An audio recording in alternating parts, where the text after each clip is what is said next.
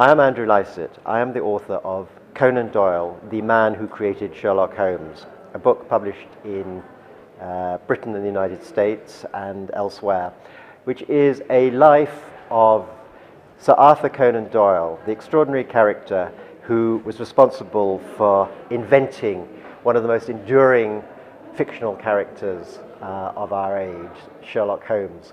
By chance, I can't really, it wasn't by design anyway, I can say that. I've also written a book about Ian Fleming, a life of Ian Fleming, the man who created James Bond. It's always interesting to sort of compare the two characters. These are two very enduring characters, Sherlock Holmes on the one hand and James Bond on the other. And they have been resurrected, they have been brought back to life in films. I think it's probably true to say that people read Sherlock Holmes more than they read James Bond. And, parallel with that, the films of Sherlock Holmes are not really as powerful as the films of James Bond, which have introduced James Bond to a huge audience. I am a biographer, so basically I was trying to write about this character, Arthur Conan Doyle, who was responsible for inventing Sherlock Holmes, how he came about it, what was it all about.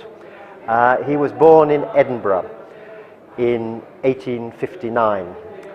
He was the son of somebody called Charles Doyle, who was a sort of failed artist who really wasn't making it in life. His brothers were all successful as artists, and one was a historian. They were all sort of prominent people, but Charles Doyle had been sent up to Edinburgh. He'd failed to make it in the Office of Works, a fairly lowly civil service job. And so Arthur Conan Doyle was brought up in a somewhat impoverished circumstances in Edinburgh. He was sent away to school in a sort of they were a Roman Catholic family, and he was sent away to school in Lancashire in England, and the wider family paid for that. He then went back to Edinburgh, where he studied medicine, and that was a very formative influence as far as he was concerned.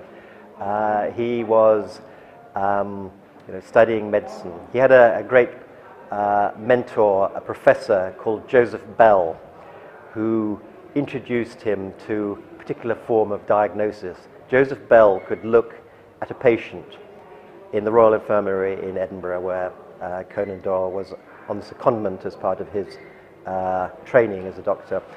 Bell could look at a patient and he could say, you have come from a particular part of the country, by looking at the dust on his shoes, on his boots. He would then be able to look at him and diagnose exactly what ailments he or she might have by visual kind of input. And this was made a lot of a mark on Conan Doyle. This character, Joseph Bell, was able to sort of discern things from small clues.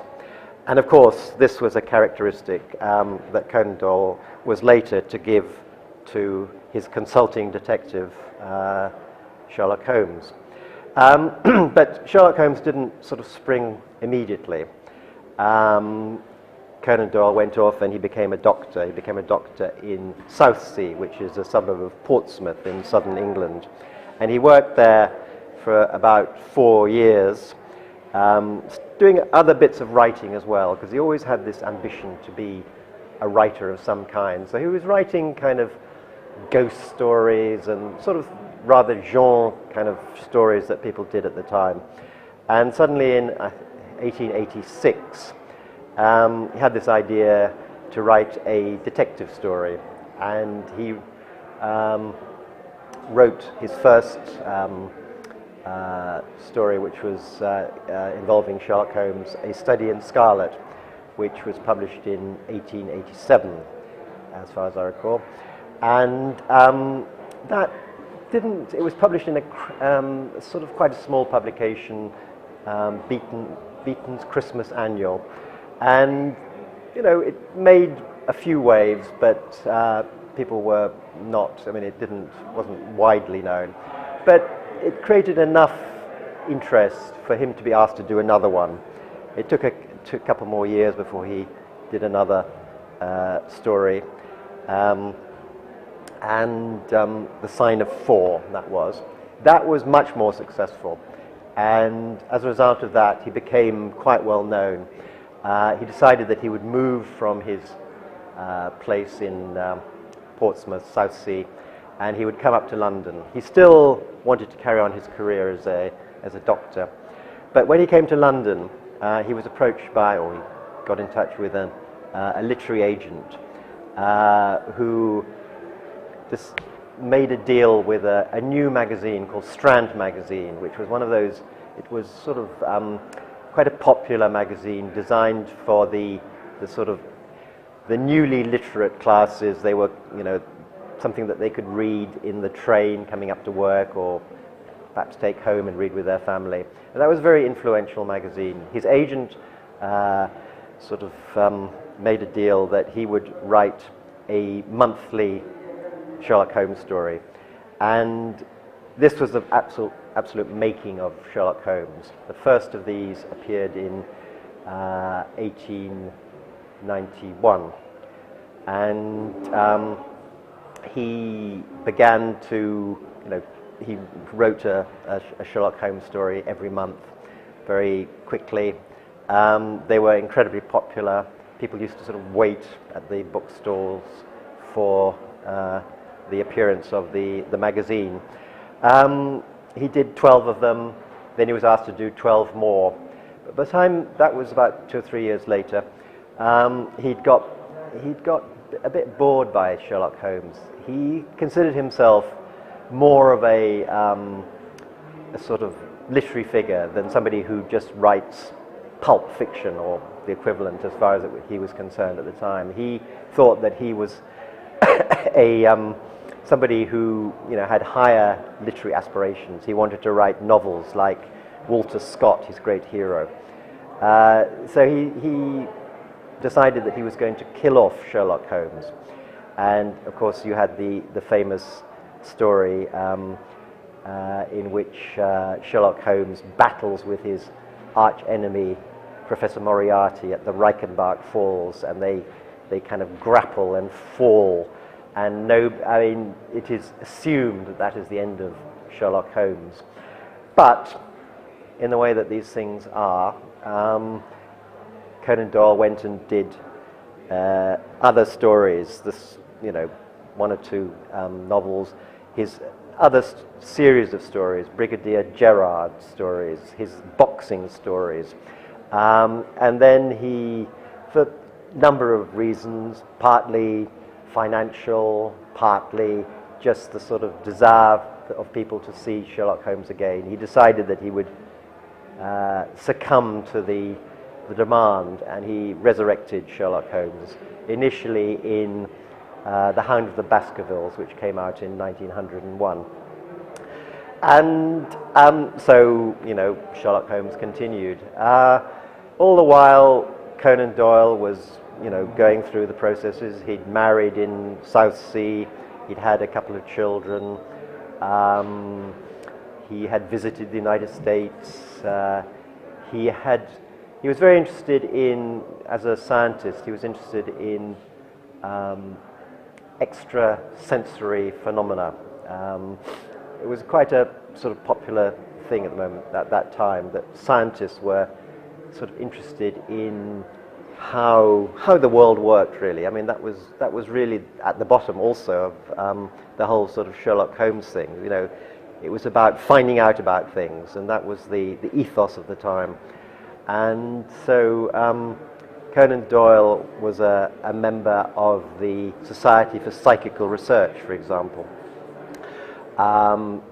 Started in 1882, which there was a lot of interest in spiritualism, in mesmerism, seances, that kind of thing. You can put it in historical context and say that this was because religion was sort of declining and people were looking for something else. And Conan Doyle, having been brought up as a Roman Catholic, although he was a sort of fierce skeptic, he was very interested in that. After a number of years, come the First World War, and he experienced the death of a number of members of his family, his wider family and his immediate family. He became an ardent spiritualist, i.e. he threw his skepticism away, and he decided that he was going to adopt this sort of kind of religion of spiritualism, and he became a great proponent of that. He traveled to different countries giving lectures about spiritualism, and for some people that sort of detracted from him in the sense that they thought, you know, he'd gone a bit off the rails. You know, they wanted him to remain a kind of a rationalist. He would always argue that it was a development of his sort of scientific approach to the world. So that will do for the time being. I think that as far as Bell was concerned, it was a more sort of natural, intuitive thing. I think that, you know, parallel to that, there was an interest in sort of scientific sort of forensics, you know, sort of going into the lab, etc. So you have you know, that was a parallel thing, but, you know, as it happened, it was going at roughly the same time. So Conan Doyle was able to sort of bring the two together. I do think that, yeah. You know, you've got the sort of the coolly rational but strangely kind of neurotic Sherlock Holmes on the one hand, you know, the man who sort of lives alone and you know, he's a cocaine addict, and he likes to sort of relax by playing the violin.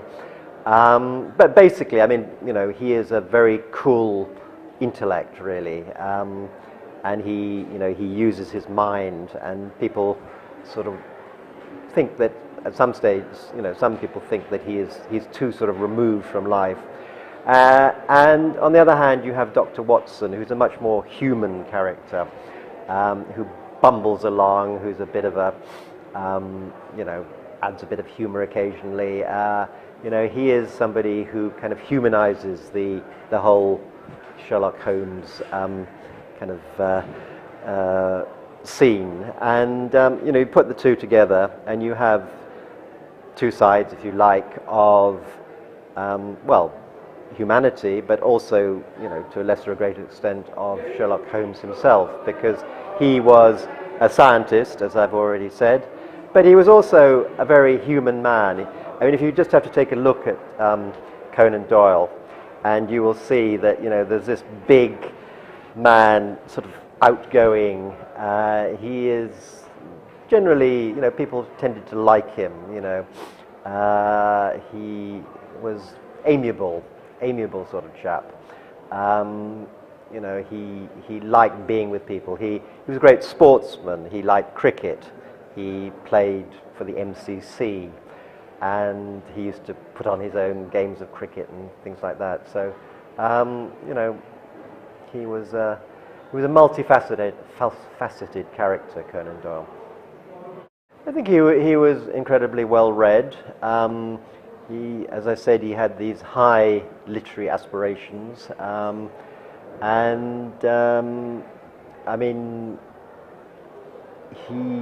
as far as I recall, he never actually traveled to India.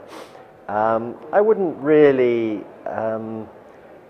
suggest that, you know, he had a great understanding of India. I mean, there was a story that he wrote called The Mystery of Klumba, about these Indian sadhus who come back. I can't actually remember the details terribly well, but I think that they come back a bit like the Moonstone. I'm